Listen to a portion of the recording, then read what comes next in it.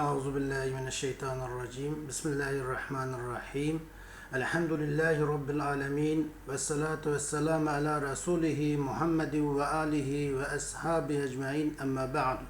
Esselamu aleyküm kırındaşlar. Biz bugün hadis körsetmeler dersimizin 54. dersini okuyumuz. Dersimizin mavzusu Deccal'ın çıkış aldıdaki fethiler degan haqda buludu. Yani şu kıyamet buluşunun aldıda Deccal meydan kiliştin burun yüz beradigan İslami fethiler hakkında toxtalımız. Yani bugünkü dersimizde şu hadis körsetmeleri Ma'alim-i Sünne en-Nebeviye kitabınınki 132. hadisini okuyumuz.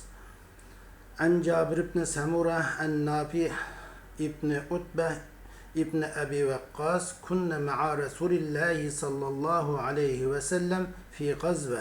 Kale fe'eten nebiyye sallallahu aleyhi ve sellem kavmun min qibelil Maghrib aleyhim thiyabus savb. فوافقوه عند أكمة فإنهم لقيام ورسول الله صلى الله عليه وسلم قاعد قال فقالت لي نفسي ائتيهم فقم بينهم وبينه لا يغتالونه قال ثم قلت لعله نجي معهم فأتيتهم فقمت بينهم وبينه قال فحفظت منه 4 كلمات أعدهن في يدي قال تغزون جزيرة العرب فيفتحها الله ثم فارس فيفتحها الله ثم تغزون الروم فيفتحها الله ثم تغزون الدجال فيفتحه الله قال فقال النافع يا جابر لا نرى الدجال يخرج حتى تفتح الروم. Cabir ibn Samura radıyallahu anhu'dan rivayet kılınıp Cabir ibn Samura Nafi ibn Utbe ibn Abi Vakkas radıyallahu anhu'dan rivayet kıldı. Nafi İbn Utbe İbn Abi Vakkas mundaqlaydı. Biz Resul sallallahu aleyhi ve sellem bilen bir gazatda idik. Peygamber sallallahu aleyhi ve sellem'nin qışığa Maghrib taraftan yung kiyim kiyvagan bir kavim keldi. Kelip ular Resulullah sallallahu aleyhi ve sellem bilen bir kiçik döngning qışıda uçuraştı. Ular ürütürüklük Resulullah sallallahu aleyhi ve sellem ulturuluk idi. Nafi deydi ki bana öz könglim şu mundaq dedi. Yani öz içimden öz üzemgi dedim ki ey Nafi sen ulanın kaşığı bağın ula bilen Resulullah sallallahu aleyhi ve sellem'nin kaşı oturusu da Tuğun ular Resulullah'ı hıyanet kılıp Resulullah'ı öldürüp atmaslığı üçün ulanın oturusunu tuğun dep könglim üzemge muşundak sözledi.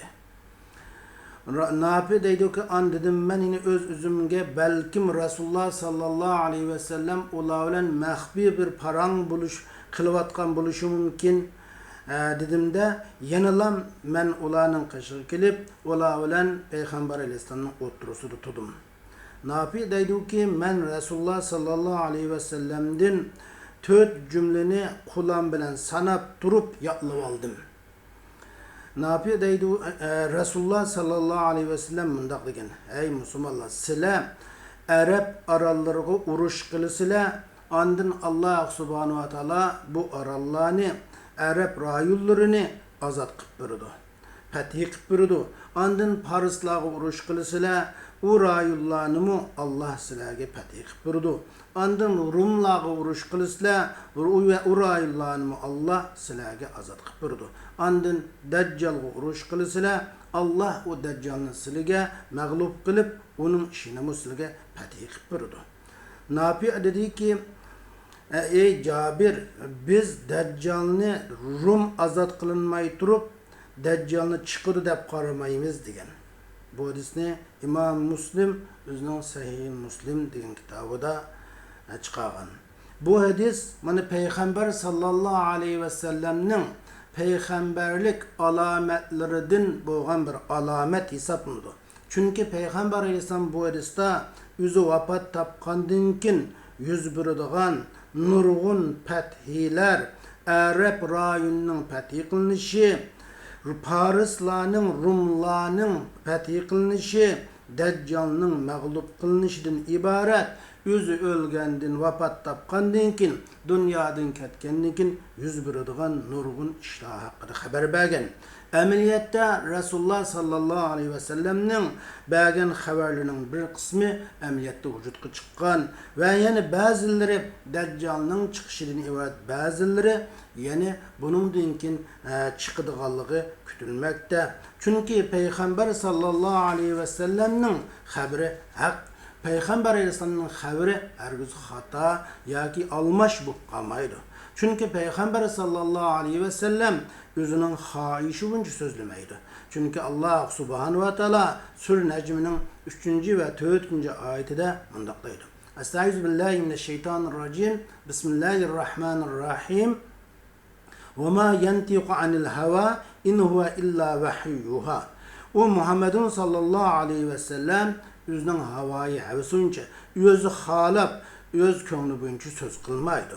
O Peygamber Aleyhisselam'ın qılğan sözü, yani Kur'an-ı Kerim ve Resulullah'ın sünneti, hadisleri, o fakat Allah subhanahu ve taala tərəfindən Peygamberimiz Muhammedun sallallahu aleyhi ve sellem tərəfindən vahiy qılınğan vahiydir. Mana Allah subhanahu wa ta'ala bu ayet-i kerimde Peygamber sallallahu aleyhi ve sellem'nin sözlügen sözleri o özden tripidin, öz köngüdün özü çıkarıp sözlügen söz demestin, belki vahiy ikenlikini oturup koygan. Şu Nafi İbn Utbe radıyallahu anhu deydi ki, biz Resulullah sallallahu aleyhi ve sellem bilen bir gazattıydık. Peygamber aleyhisselam'ın kışığa Medine'nin Mağrib tripidin yezi əhlinin kiyimi hesaplandığan yun kiyim kiyvagan bir kavim kilip o kavim Resulullah sallallahu aleyhi ve sellem bilen bir küçük dönünün kaşıda köreşken. Aşağıda uçuraşkan ular Peygamber Aleyhisselam'ın aldığı ürü turuqluq, Peygamber Aleyhisselam ol turuqluq idi.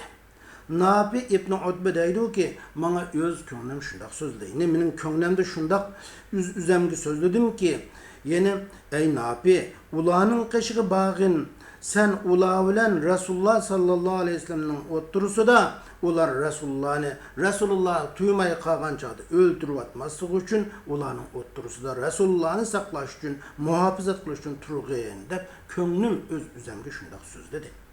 Nafi deydi ki, ben üzemgi dedim ki, belki Peygamber Aleyhisselam bula bilen mahbi sözleşip atkan buluşu mümkün. Resulullah sallallahu aleyhi ve sellem özünün bu sırlarından benim haberdar buluşumunu halaması mümkün dep üzemgi şundaq dedim. Lekin men de yani benim Resulullah sallallahu aleyhi ve sellem'e karşı uladın endiş kılışım Resulullah'a uladın sil endiş kılışım belki yuqur boğallık için yanılan men de ulanın kışkı beriş kar istiki naidi küçük boldu da men Resulullah'a kilip Resulullah sallallahu aleyhi ve sellem bilen ulanın oturusu da Resulullah sallallahu aleyhi ve sellem'ni muhafazat kılışını tudum. Resulullah meni ula bilen özünün oturuda turuşdin çeklemedi. Çünkü Resulullah sallallahu aleyhi ve sellem'nin bu ula bilen boğan sözleri, paranları sır emeskin. Men Peygamber Aleyhisselam'dan 4 cümleni kulağım bilen sanap durup, barmaklarım bilen sanap durup yatlıp aldım. Resulullah sallallahu aleyhi ve sellem dedi ki, sizler ey ümmet, sizler Arap arallarga Mekke, Medine, Yemame, Yemen'e okşaş Arap rayillarga gazat kılısılar. Uruş kılısılar. Bu cayda bire kapırımı kapkamaydı. Allah bu rayilini silerge azat kıpırdı dedi. Andın siler Paris milletine uruş kılısılar. Allah o rayillarını silerge azat kıpırdı. Fatih kıpırdı. Andın Rumluklarga uruş kılısılar. Allah o rayillarını silerge Fatih kıpırdı dedi. Emniyette mana muşu fatihlerin hemmisi yüzbedi.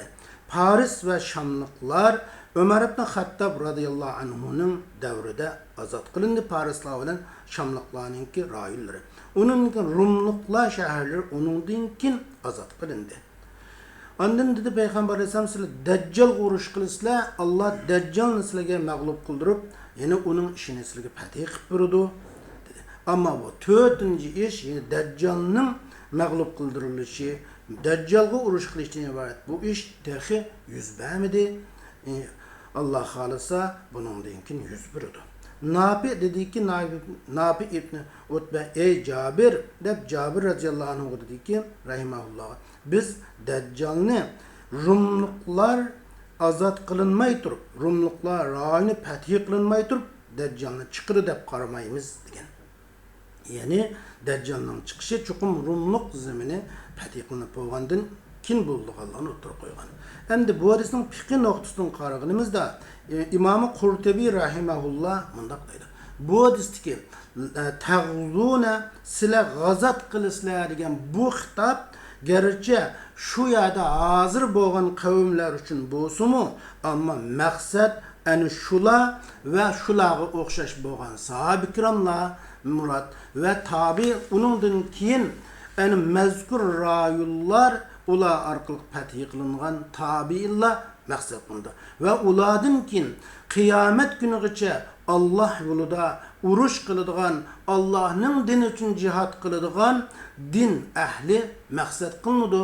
Bu, yəni ki, xitabdın murad muşula dedi.